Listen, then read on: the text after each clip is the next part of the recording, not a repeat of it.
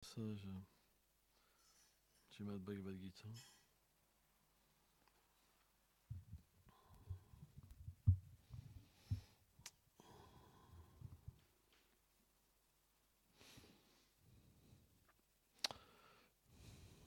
Chapitre 6, verset 34. Chancharam anaklishnam pramatim bharavam dridam tasyaham nigraham manyam bhayam vivam suduskhalam. Ô Krishna, le mental est par nature agité, puissant, obstiné, capable de prendre complètement le pouvoir sur l'intelligence.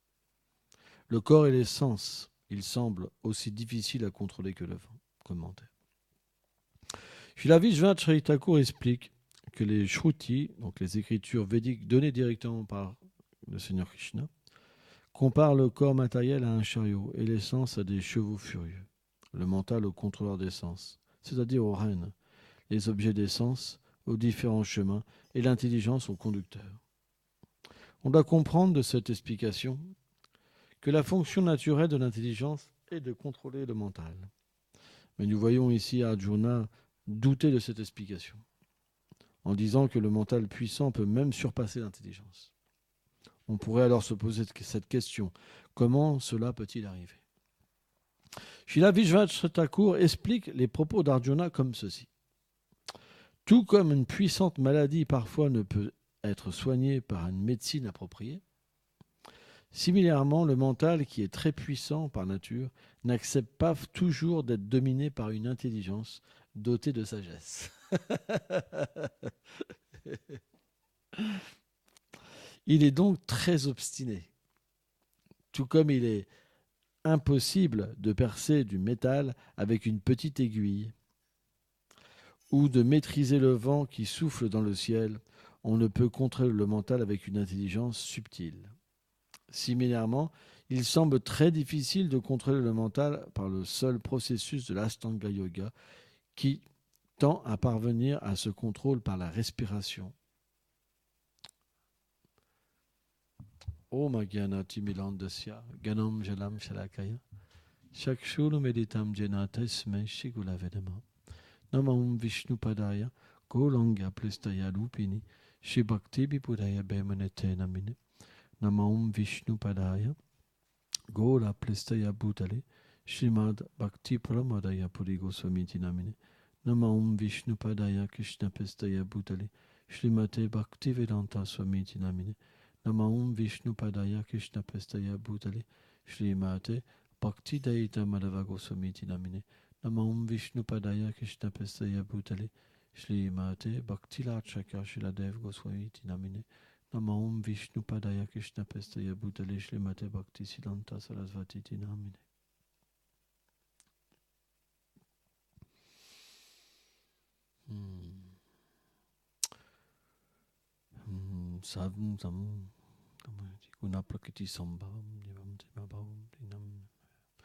Le Seigneur explique dans la Bhagavad Gita que l'âme spirituelle est un élément complètement transcendantal. Il est une partie intégrante de lui-même, dans le sens que l'âme est comme un petit Krishna, dans le sens que presque tous les attributs du Seigneur sont présents dans l'âme, mais en proportion infime. C'est pour ça que nous sommes faits à l'image de Dieu, parce que le Seigneur manifeste des jivas d'une manière parfaite. Srila Bhaktivinoda Thakur, dans le Jivadharma, dit que le jiva n'est pas impersonnel, il a une forme. Donc éternellement, l'âme est dotée d'une forme. Mais simplement, quand on vient au contact de la nature matérielle, parce qu'il y a un puissant désir en nous d'expérimenter quelque part la jouissance, indépendamment du Seigneur suprême. Donc on vient dans ce monde, et quand on vient dans ce monde, on se fait recouvrir par avidya, ce qu'on appelle l'ignorance. Restez concentrés, s'il vous plaît. Là, ce qui se passe là, c'est sans ça. Or, quelle est la fonction de l'ignorance? C'est naturellement nous faire oublier notre vérité. Pourquoi? Est-ce qu'on pourrait, en tant qu'âme spirituelle, véritablement oublier le Seigneur. C'est impossible. Puisque notre nature, c'est de le servir. On est manifesté pour ça. Vous comprenez ? Mais dans la situation cosmologique, que ça soit sur le plan virage ou du Brahma Jyoti, c'est expliqué que les âmes ne sont ni influencées par l'énergie matérielle, ni influencées par l'énergie spirituelle. Elles sont dans une situation de neutralité. Or, puisque l'être vivant est fait à l'image du Seigneur, il a naturellement un libre arbitre. Et c'est ce libre arbitre qui va faire qu'on va vouloir venir dans un univers matériel ou aller dans le monde transcendantal. Bhaktivinoda Thakur dit que celui-là qui va dans le monde transcendantal, après, il ne revient plus jamais. Parce qu'il est situé sur une plateforme éternelle, comme un associé du Seigneur suprême. On ne peut jamais tomber de cette plateforme-là. Par contre, celui qui fait un mauvais choix et qui veut expérimenter l'indépendance du Seigneur suprême, c'est une façon de parler, l'indépendance, parce qu'on n'est jamais indépendant. Mais ce libre arbitre d'une manière mauvaise, alors il vient dans le monde matériel. Le Seigneur fait les arrangements pour que l'âme puisse venir mystiquement dans le monde matériel. Et quand elle vient dans le monde matériel, elle se fait recouvrir. C'est notre condition en ce moment. Elle se fait recouvrir par l'ignorance et différents voiles, dont les corps subtils le corps subtil fait de mental, l'intelligence, faux égaux. Et le corps grossier fait de 5 éléments, comme la terre, l'eau, le feu, l'air et l'éther. Par exemple, des sens aussi. Donc, toutes ces choses-là qui nous recouvrent le temps et aussi l'influence des 3 gunas, parce que tout est fait d'influence des 3 gunas dans ce monde matériel, eh ben, ça nous met dans une situation d'oubli complet, full, 100% on oublie. On ne peut même pas croire en Dieu. C'est très difficile de croire en Dieu, surtout dans l'âge de Kali, parce que l'influence de l'ignorance et de la passion est très profonde. Que même comme croire en l'âme, c'est même pas possible. La plupart des religions, ils n'ont même pas une conception claire de l'âme. Ils mélangent la matière et l'âme. Pourtant, l'âme est l'antimatière, elle est spirituelle. Comment pourrait être mélangée avec des éléments matériels ? Ça n'a pas de sens. Vous comprenez ? Il y a des défauts philosophiques énormes. Et quand le Seigneur vient, il y a là un Massia qui vient, qui se montre, il dit c'est pas lui. Déjà à la base, ils ne savent même pas ce que c'est l'âme. Comment ils peuvent savoir ce que c'est le Seigneur suprême ? Et ils élaborent des philosophies où finalement ils deviennent antagonistes envers le Seigneur suprême. Or, avec des philosophies, de telle manière, on ne peut pas contrôler le mental. Parce qu'à la base de cette conception, c'est le mental. Vous comprenez ? Donc déjà, pour que l'intelligence domine le mental, il faut une connaissance qui soit pure.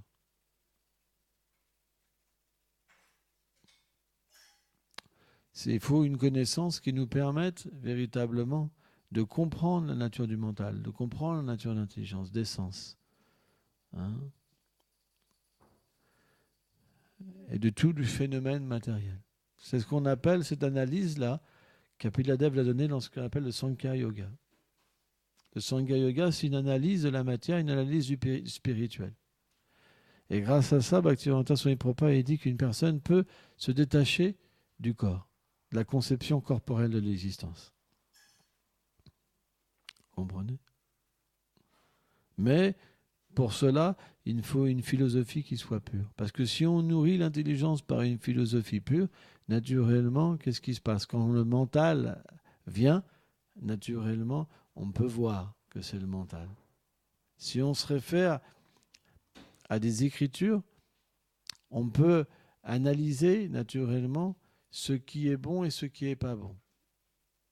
Et on en voit le résultat dans notre vie. Quand on agit mal, on souffre. Alors que quand on se réfère à des philosophies qui sont fausses, quand on agit mal, on ne peut même pas comprendre qu'on agit mal. Et quand on souffre, on ne comprend pas qu'on souffre. On est confus. Je dis, mais moi, on m'avait dit ça, puis finalement, ça n'arrive pas. Qu'est-ce qui se passe ? Alors que quand la philosophie est claire, c'est comme une science. C'est scientifique. Tu fais un pas, tu as telle récompense, tu fais un pas, tu as telle chose, telle chose, telle chose. Voilà. C'est pourquoi, naturellement, selon notre qualification, une sorte d'écriture va nous être attribuée, ou on va être attiré par une sorte d'écriture, et cette écriture va nourrir notre intelligence pour avoir un gain. Et on va voir à travers l'écriture que ça marche. Vous comprenez? Donc ceux qui suivent la voie du paradis, ça marche aussi. Ceux qui suivent la voie du Gyan, ça marche aussi. Et ceux qui suivent la voie de la Bhakti, chacun a un résultat qu'il peut observer. Vous comprenez? Mais le résultat, finalement, du karma, du Gyan et de la Bhakti, il diffère. Il y en a un, il a la jouissance matérielle. Il y en a un, il se libère de l'identification matérielle. Il se libère de la souffrance matérielle. Et il y en a un autre, il réalise sa relation éternelle avec Krishna. Vous comprenez? 3 phénomènes différents. Et 3 façons de nourrir l'intelligence différemment. Et 3 façons de contrôler le mental différemment. C'est pour ça qu'à la base, tout ressemble quand même. Quand par exemple vous faites une rencontre interreligieuse, vous avez l'impression que c'est la même chose. Parce que c'est la même base partout. Mais la réalisation diffère à chaque fois. Mais c'est la même base pour tout le monde, vous comprenez? Parce que même si vous voulez atteindre le paradis, il faut contrôler le mental. Vous ne pouvez pas pécher. Le mental va vous dire, Baba, dit quelque chose, vole-lui son portefeuille. Et l'intelligence de l'écriture pour atteindre le paradis, non, c'est un péché. Comprenez? Donc plus on est avancé, et plus les Écritures, ils parlent de choses plus élevées, et plus subtiles, et plus transcendantales. Vous comprenez? Par exemple, une écriture qui est au niveau du karma, l'atteinte du paradis, on ne va pas parler beaucoup de l'âme. On ne comprend pas la nature de l'âme, parce qu'on pense qu'on est le corps. Vous comprenez? Donc tout est lié au niveau du corps. Et dans ces écritures-là, on pense que l'âme et le corps, c'est la même chose. Et il y a même une résurrection. Ça veut dire qu'on revient avec le corps. Vous comprenez? Dans le Gyan Yoga, on comprend qu'on n'a rien à voir avec le corps, mais on ne comprend pas la nature éternelle de l'âme. On pense que l'âme est simplement un atome. Et que le but, c'est de rejoindre la masse, du Brahman, par exemple. Vous comprenez? Mais simplement, dans la bhakti, on comprend la nature de l'âme, sa forme, pourquoi elle est manifestée, son rôle, etc., etc., etc. Donc, pareil, on retrouve les mêmes choses, mais avec des compréhensions différentes. C'est très important de comprendre. Hier, par exemple, on a expliqué que chacun avait une réalisation. Quelqu'un qui, par exemple, qui pratique vraiment le paradis, il peut avoir une expérience du paradis. Krishna peut lui donner une expérience du paradis. C'est pour ça que, par exemple, les saints dans les voies du karma, ils ont une expérience du paradis, véritablement. Où ils voient les demi-dieux, par exemple, voilà, les grands êtres vivants qui viennent en donner, alors je ne dirais pas les noms, mais ces voies, par exemple, ils peuvent avoir une expérience avec eux sur leur planète, momentanément, puis revenir après sur Terre. Le Seigneur peut tout donner. Comme quelqu'un qui veut expérimenter le Brahman, il peut expérimenter le Brahman aussi. Et comme quelqu'un qui peut expérimenter le royaume éternel du Seigneur, Krishna, il peut aussi expérimenter le royaume éternel du Seigneur Krishna. Parce que pour le Seigneur suprême, c'est rien pour lui de faire expérimenter quelque chose, parce qu'il est dans le cœur, tout est compris en lui. Donc, faire réaliser quelque chose à une petite âme, c'est rien. Vous comprenez? Donc, c'est pourquoi on ne doit pas penser que ce que réalise chacun dans sa voie est faux. Pour répéter hier, c'est très important. Mais simplement, c'est le Seigneur suprême, il le dit lui-même dans la Bhagavad Gita, qui prend la forme des demi-dieux, de toutes les formes d'adoration. Il donne la foi à ces dévots-là qui veulent adorer ces demi-dieux, et il leur donne le gain que ces demi-dieux peuvent donner. C'est lui qui fait tout. Parce qu'il est l'origine de tout. Il peut prendre n'importe quelle forme, n'importe quelle voie. Il est le Seigneur suprême, c'est ça Krishna. Par exemple, quand Brahma il a subtilisé les pâtres et les veaux, il a pris les formes des pâtres. leur voix, leurs sentiments, leur odeur, les vaches, tout, voilà, parce que c'est le Seigneur suprême, il peut faire ce qu'il veut. Donc c'est pareil, au niveau du cœur, c'est lui qui relationne avec tout le monde. Alors il y en a qui peuvent le comprendre directement, et il y en a qui ne le comprennent pas directement. C'est pourquoi la Bhagavad Gita, elle le permet de comprendre qui est derrière toutes les choses. Parce que quand vous adorez, par exemple, quand vous suivez la voie du karma, vous ne comprenez pas forcément qu'est-ce qui se passe derrière. Vous ne comprenez pas la cause de toutes les causes. Simplement, vous expérimentez le paradis. Vous voulez le royaume de Dieu sur terre, mais en fait, c'est simplement parce que vous voulez être heureux, quoi. Vous voulez un bien matériel plus grand. Mais à la base, vous voulez pas. Il n'y a pas la conception pure du service de dévotion. Ce dévouement complètement au Seigneur suprême n'existait que pour lui. Parce qu'il n'y a pas la connaissance, on ne connaît pas qui est Dieu. On ne connaît pas la nature du service de dévotion. Vous comprenez? Donc c'est ça qu'on doit comprendre. C'est important. Parce que sans ça, naturellement, on va penser que tout le monde est des tricheurs. Par exemple, quand vous prenez des gens dans la voie du karma, ceux qui veulent atteindre du paradis, ils ont tous le même discours. Il n'y a qu'eux qui sont dans le vrai, les autres sont les tricheurs. Ils vont tous vous dire la même chose. Ceux qui pensent qu'ils sont ce corps, ils pensent que Dieu est simplement dans leur religion. C'est une conception corporelle. Ils pensent qu'ils ont que la vérité et les autres sont dans le faux. Vous pouvez prendre n'importe quelle vidéo. Ils vont vous dire, nous sommes désolés, mais nous avons la vérité. Et pas les autres. Vrai ou pas? Même si vous leur dites, vous leur attribuez un grand amour, à un moment ou à un autre, il y a une séparation. Parce que c'est normal. Comprenez? C'est normal. C'est pourquoi la Bhagavad Gita, elle permet véritablement d'harmoniser toutes les situations. C'est pourquoi Bhaktivinoda Thakur, il explique que c'est la base, la Bhagavad Gita. C'est la base, ça devrait être la base de toutes les écritures. Et en proportion qu'elle est dans une écriture, en proportion, l'écriture est authentique. Parce que comprendre la nature de l'âme et la nature du Seigneur suprême, c'est le minimum. Sans ça, c'est pas, comment dire, quelque chose qui peut nous libérer de la conception corporelle de l'existence, qui peut nous comprendre qui nous sommes. Quelle est cette nature matérielle? C'est pour ça qu'on a une grande fortune de pouvoir comprendre les êtres, de pouvoir respecter les êtres, respecter leurs désirs, parce que Krishna respecte leurs désirs. Pourquoi la voie du karma existe? Pourquoi la voie du gyan, elle existe? Pourquoi la voie du bhakti, elle existe? Parce qu'il y a des désirs séparés, et Krishna répond aux désirs de tous. Si le Seigneur répond aux désirs, pourquoi on devrait critiquer les désirs des autres? On doit les respecter, parce que si on ne les respecte pas, on ne pourra pas comprendre la nature du Seigneur. On ne pourra pas comprendre notre nature. Vous comprenez? Parfois, les acharyas, ils critiquent. Ne suivez pas la voie du karma, ne suivez pas la voie du gyan. Ce n'est pas de la critique, mais c'est pour, comme des bergers qui font que les moutons, ils n'aillent pas s'égarer pour qu'ils puissent progresser. Vous comprenez? C'est comme ça.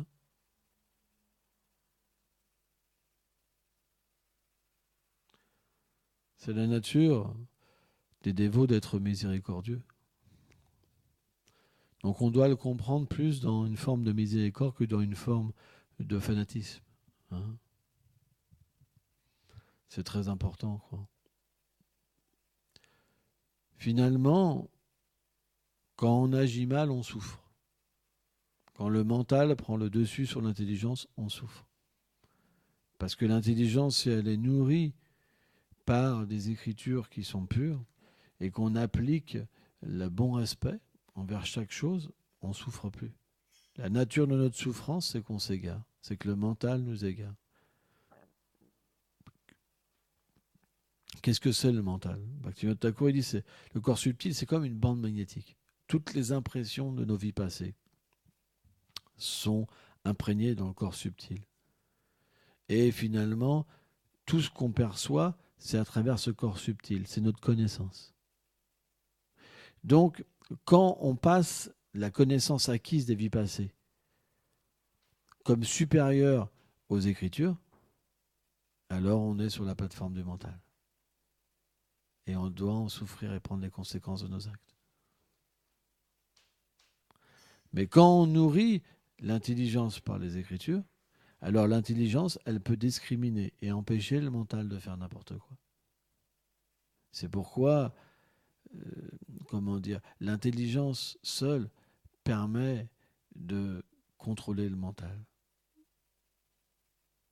Et finalement, ce mental, une fois qu'il devient purifié par le fait d'engager nos paroles, nos pensées, nos actions dans le service des Vaishnavas et du Seigneur suprême, alors il devient purifié. Et quand il est purifié, alors il n'est plus un obstacle. Parce que les impressions, ils sont remplacées par les impressions spirituelles. Et il devient un ami. C'est pour ça que Krishna il dit le mental peut être l'ami ou l'ennemi de l'âme conditionnée. En ce moment, simplement, nos problèmes, c'est qu'on analyse les choses avec des expériences passées. Et pas avec les Écritures.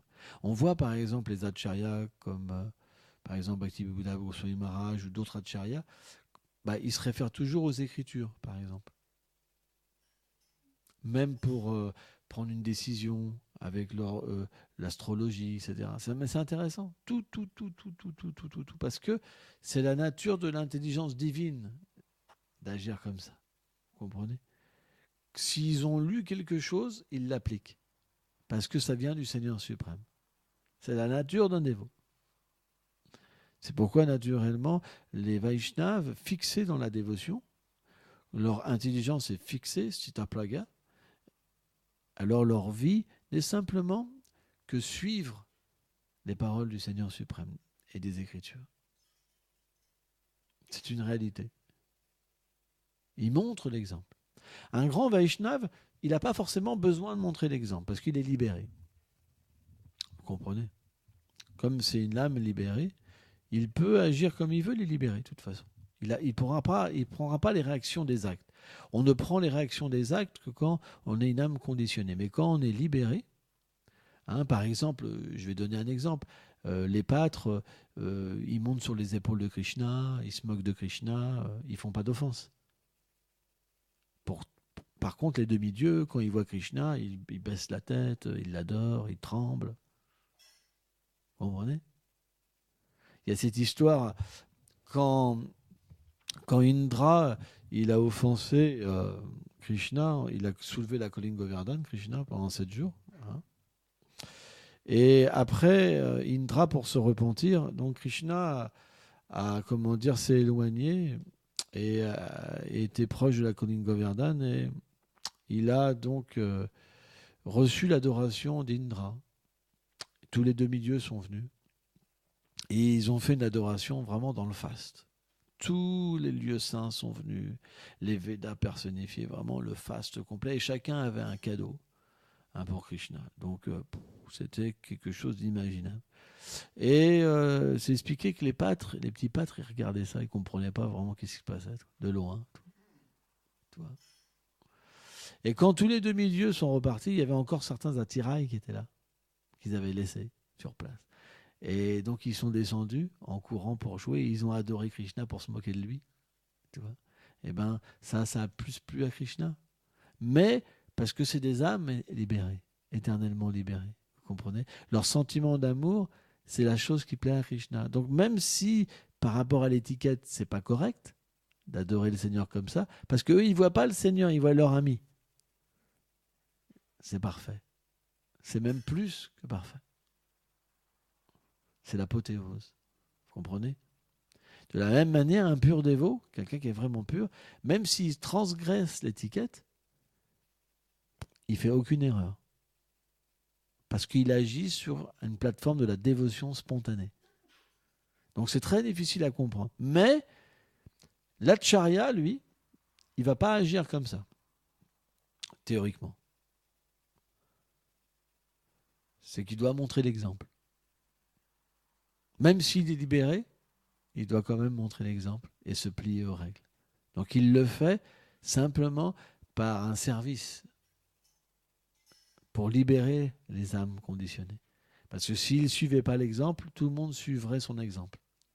Krishna dit que les êtres suivent les grandes personnalités. C'est pour ça que lui-même, quand il vient, il suit des règles, Krishna. Hein, c'est le principe. Bon, il ne suit pas tout, hein, des fois. Il passe à travers. Hein, c'est expliqué. Hein. Mais bon, ça relève du lila. Hein. On doit, comment dire... Par exemple, à un moment, quand Arjuna, Krishna avait disparu, et Arjuna a perdu sa force, carrément. Arjuna, il pouvait se battre contre des armées entières tout seul. Hein. Pourtant, Bhishma était là, Dronacharya était là, des Maharathis, des gens qui pouvaient se battre contre des milliers de soldats, même plus, même des millions de soldats. Et quand Krishna est parti, il a perdu sa force. Et c'est expliqué que devant lui-même, les reines de Krishna ont été, comment dire, kidnappées par des pâtres, juste des pâtres. Et en fait, Arjuna, il se lamente. Mais les Écritures expliquent que c'est Krishna lui-même qui avait pris la forme des pâtres pour que les reines de Dwarka puissent en fait goûter un autre divertissement avec Krishna. Tu vois, parce que tous devaient reprendre une autre direction, par exemple. Donc, les divertissements du Seigneur sont extrêmement difficiles à comprendre. Extrêmement difficiles à comprendre. Parce qu'il y a beaucoup de subtilité. C'est pourquoi la voie de la bhakti, c'est immense. On ne peut pas tout savoir. Il y a quelques personnes qui sont extrêmement qualifiées. Mais même si on comprend une goutte, on peut retourner au Seigneur suprême. Retourner à Krishna, développer la bhakti. Juste une goutte. C'est pourquoi Krishna a dit, celui qui comprend mes activités, ma naissance. Parce que Krishna est non né. En même temps, il naît, il n'agit pas, il agit. C'est très difficile à comprendre. Mais celui qui comprend ça, il a pu revenir dans ce monde. Krishna est tellement miséricordieux. La connaissance liée au Seigneur suprême, elle est inconcevable. Elle peut tout détruire ce qu'il y a de mauvais en nous et nous placer comme un associé du Seigneur suprême. C'est pour ça que la connaissance est importante. La connaissance, c'est elle qui va nous permettre de comprendre comment chanter, comment adorer la déité, comment voir le maître spirituel. Krishna a dit on ne doit jamais envier Acharya parce qu'il est moi-même. Lui manquer de respect, etc. Donc, naturellement, on apprend. Qui ne va pas faire d'erreur? Tous les êtres vont faire des erreurs. Mais l'erreur fait une souffrance parce que Krishna s'écarte de nous. Et quand Krishna s'écarte de son dévot, automatiquement le dévot souffre du manque de proximité avec Krishna. Et automatiquement, alors il recale et il redresse sa vie. Il change sa façon de faire pour que Krishna revienne. Parce qu'il aime Krishna. C'est l'amour. C'est pas possible pour un dévot de vivre loin de Krishna. Donc si Krishna s'éloigne parce qu'il fait une erreur, parce qu'il y a des règles, il y a des lois. Même les dévots, ils sont comme un principe à part. Si quelqu'un offense un Vaishnav, Krishna ne peut rien faire pour lui. C'est un principe à part. Les Vaishnavas sont tellement puissants. Tellement puissants. C'est pourquoi, automatiquement, on est obligé de s'ajuster. On agit, si on agit mal, on est obligé de s'ajuster. On ne pourra pas lutter contre le Seigneur suprême, contre ses lois. On peut se dire, moi je suis puissant, mais cette puissance, elle n'a pas de puissance réelle. On a une puissance que si le Seigneur le désire. Or, si on enfreint des lois, notre puissance disparaît. C'est pour ça que Bhaktivedanta Swami Prabhupada il dit que même si quelqu'un a un haut niveau de bhakti, s'il offense un Vaishnav, il s'écroule. C'est une réalité. C'est pour ça qu'on doit faire attention. Mais Maya est puissante. L'énergie matérielle est très, très, très puissante. Bien qu'on sache ces choses-là, parfois, l'orgueil nous domine. C'est pour ça, ce mental, il est très puissant. Parfois, il domine l'intelligence. Mais l'intelligence doit vite redominer le mental pour se rétablir. Et comment on peut se rétablir? C'est que si on a du goût pour être avec Krishna. Parce que dès que Krishna s'écarte, un Vaishnava, il ne peut pas vivre comme ça. Il aime Krishna. C'est comme un matérialiste, par exemple. Prenons l'exemple d'un matérialiste. S'il vit en couple et il agit mal et que sa femme va le quitter et qu'il est amoureux, par exemple, ou vice-versa, ben il va se rectifier. Il dira, bon, je ne recommencerai plus, je te promets, maintenant c'est fini. Il viendra avec des roses, je ne sais pas. Et puis là, il fait tout ce qu'elle veut. C'est le tapis rouge, quoi, pour qu'elle reste, par exemple. Vous comprenez?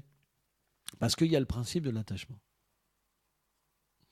De la même manière, si un dévot a un peu d'attachement à Krishna, alors il ne pourra pas faire n'importe quoi. Il va se resituer dans la voie. C'est pour ça que Krishna a dit, même s'il ferait les pires actes, celui qui se situait dans le chemin de la dévotion, on ne doit pas le condamner. Parce que quand il dévie, il revient tout de suite. Il ne peut pas faire autrement. Parce qu'il est attaché à Krishna. Donc il dit, mince, qu'est-ce que j'ai fait? Voilà. Je suis nul, je me suis égaré, là, ça ne va pas. Je ne peux pas perdre ma bhakti. Krishna, je t'aime, je suis fait pour toi, je ne peux pas. Et hop, il se resitue. Il ne peut pas faire autrement. Mais celui qui n'a pas d'attachement, il persiste. Et finalement, il s'écarte et il prend une autre voie. C'est comme ça. Il devient impersonnel parce que Krishna lui reste caché. Donc il peut éventuellement aller rencontrer un impersonnaliste, etc., etc., etc. C'est le principe de la bhakti. Hein. Donc on doit faire attention. Et ce mental-là, il est vraiment puissant. C'est vraiment terrible, quoi. Mais bon, Krishna est miséricordieux, les Vaishnavas sont miséricordieux, Bhakti Devi est miséricordieuse. L'erreur viendra, on fera des erreurs. On ne peut pas ne pas faire d'erreurs, ce n'est pas possible. Ce monde, c'est une erreur.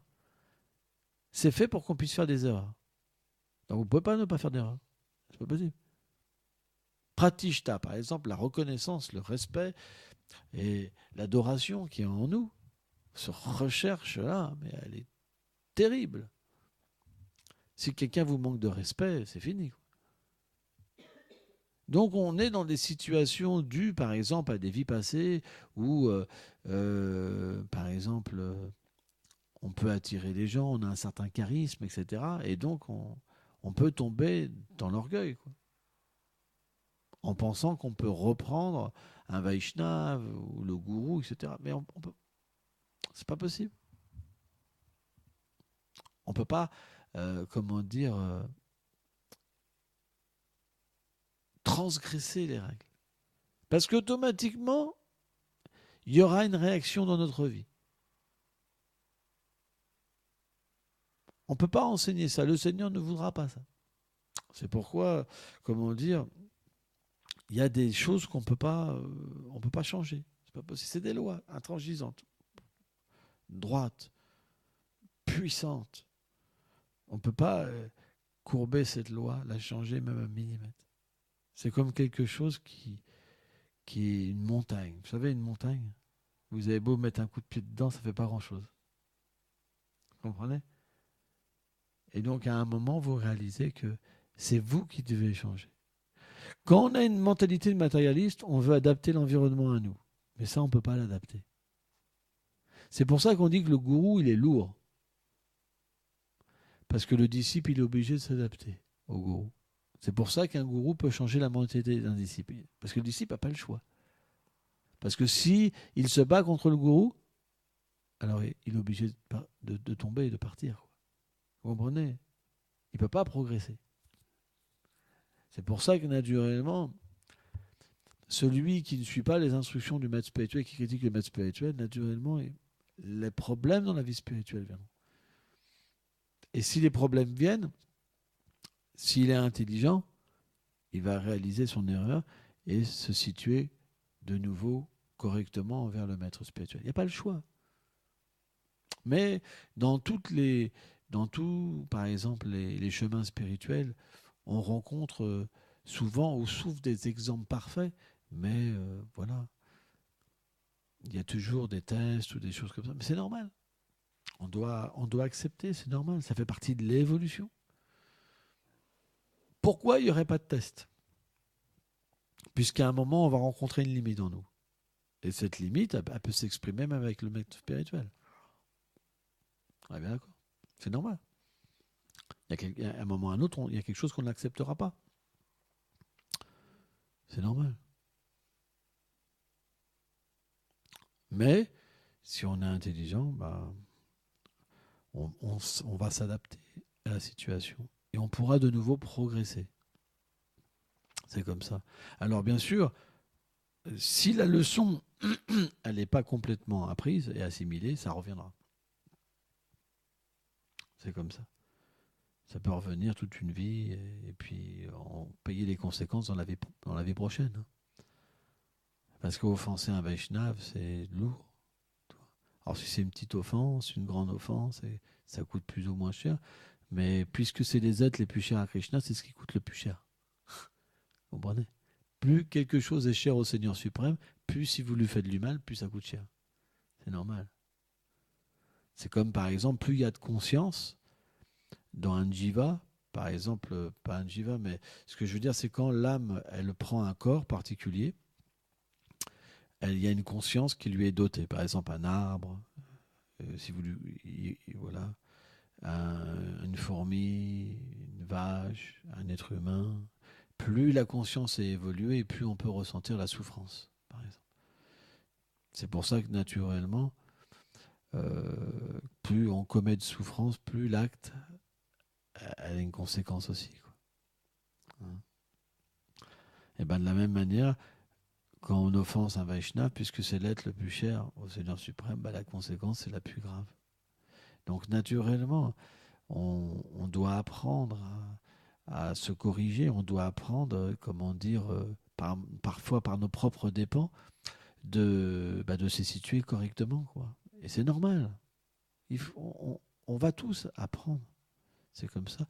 Et un jour, alors, on aura un respect parfait, une étiquette parfaite. Quand le respect sera parfait, l'étiquette sera parfaite, eh ben, on pourra progresser. Donc l'erreur, parfois, elle est là, mais elle n'est pas forcément disqualificative. Disqualificative. Tif, c'est au masculin, tif, c'est au féminin. Disqualifiante. Bon, disqualifiante. Mais elle peut nous permettre, comment dire, d'apprendre que la philosophie, elle est réelle. Parce que c'est des lois qui sont réelles. Hein. Merci beaucoup. Allez, voilà.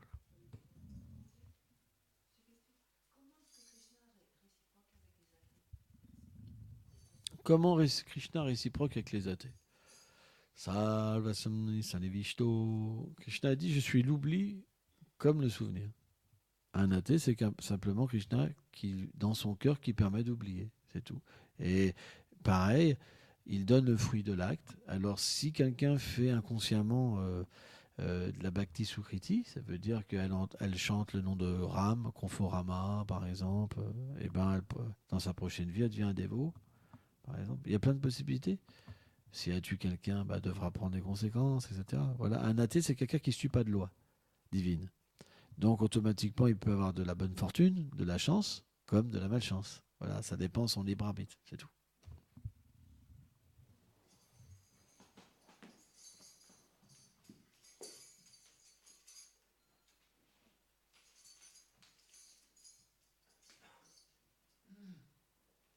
Ils sont sur le table là?